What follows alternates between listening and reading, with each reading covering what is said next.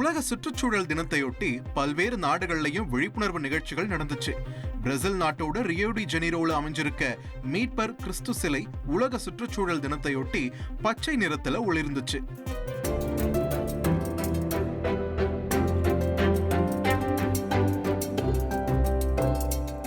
இதை ஏராளமான பொதுமக்களும் சுற்றுலா பயணிகளும் மகிழ்ச்சியோட கண்டுகளிச்சாங்க.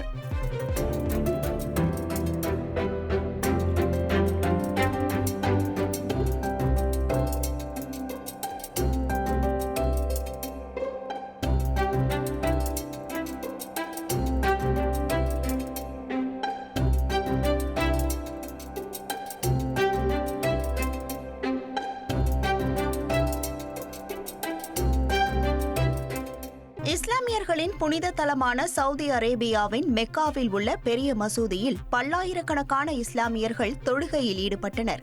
நடப்பாண்டு ஹஜ் புனித பயணத்தில் பங்கேற்க லட்சக்கணக்கான வெளிநாட்டு பயணிகள் சவுதி அரேபியாவில் குவிந்துள்ளனர்.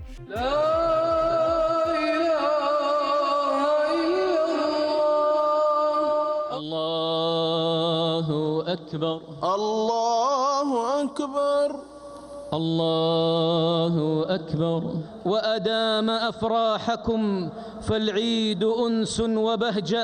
இதனிடையே சாத்தான் மீது கல்லெறியும் நிகழ்வில் திரளான இஸ்லாமியர்கள் பங்கேற்று கற்களை வீசினர்.